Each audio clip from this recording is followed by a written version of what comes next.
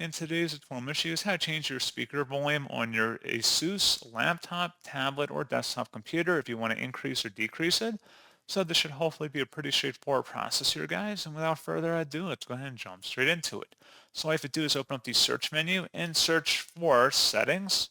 Best result should come back with settings. Go ahead and open that up. Select the system tile. And then over on the left side, select sound.